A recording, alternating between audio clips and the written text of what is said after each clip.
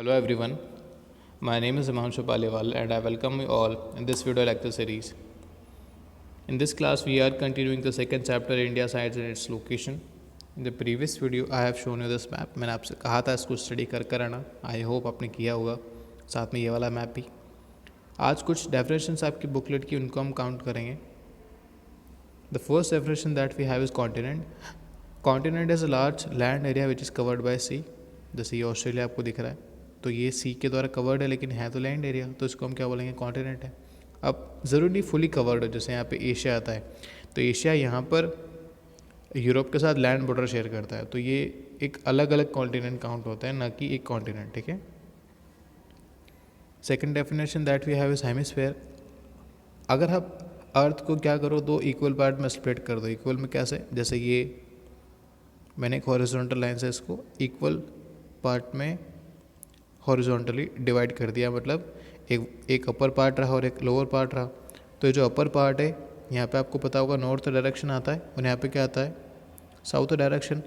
तो अपर वाले पार्ट को हम बोलते हैं नॉर्थन हेमिस्फीयर. क्यों? क्योंकि नॉर्थ की साइड शो हो रहा है, और साउथ वाले को जो नीचे वाला है इसको बोलते हैं सदर्न हेमिस्फीयर. ठीक है, अगर आपने इसको हॉरिजॉन्टली स्प्लिट करा है तो. लेकिन अगर आप इसको वर्टिकल स्प्लिट करोगे, जैसे आप इसको वर्टिकल स्प्लिट करोगे, इस ये वाली जो डायरेक्शन है इसको क्या बोलते हैं, ईस्टर्न डायरेक्शन, और ये होता है वेस्टर्न डायरेक्शन. ठीक है, तो ये वाला साइड क्या हो जाएगा, वेस्टर्न हेमिस्फीयर, और ये हो जाएगा क्या, eastern hemisphere. So I hope आपको हेमिस्फीयर समझ में आया होगा.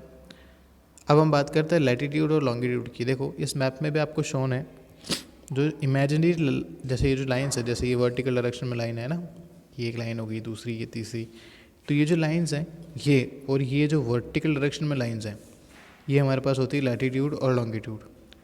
अगर ये जो हॉरिजॉन्टल डायरेक्शन में लाइन है, इनको हम क्या बोलते हैं, लैटिट्यूड, और जो वर्टिकल वाली इनको क्या बोलते हैं, लॉन्गिट्यूड. आपको बस एक चीज़ ध्यान रखना है कि जो ये बिल्कुल जिस लाइन से हमने उसको हाफ करा था उसको हम बोलते हैं 0 डिग्री. तो 0 डिग्री अगर हॉरिजॉन्टल लाइन है तो उसको हम क्या बोलते हैं, इक्वेटर. आपने आई होप सुना होगा. लैटिट्यूड में अगर है वो, और यहाँ कहीं आता है 23.5 डिग्री, ये 30 से पहले आएगा और 0 से बाद में आएगा. यहाँ कहीं आता है, इसको हम क्या बोलते हैं, ट्रॉपिक ऑफ कैंसर, जो कि इंडिया से पास करता है. ठीक है, मोर प्रिसाइजली राजस्थान में बांसवाड़ा से पास करता है. जो ये वर्टिकल डायरेक्शन में 0 डिग्री है उसको बोलते हैं 0 डिग्री मेरिडियन, या फिर क्या बोलते हैं, प्राइम मेरिडियन. इसी से जितने भी कंट्रीज, जितने भी कॉन्टिनेंट है, सबका जो टाइम है वो डिसाइड होता है.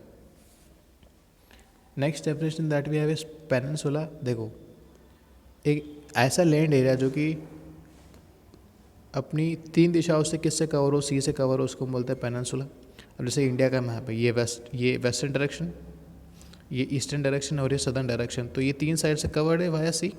सो what you will call is this a peninsula. अब इसको बोलते हैं सदर्न पेनिनसुला, अगर मैं इंडिया के पर्सपेक्टिव से बात करूँ तो. ठीक है,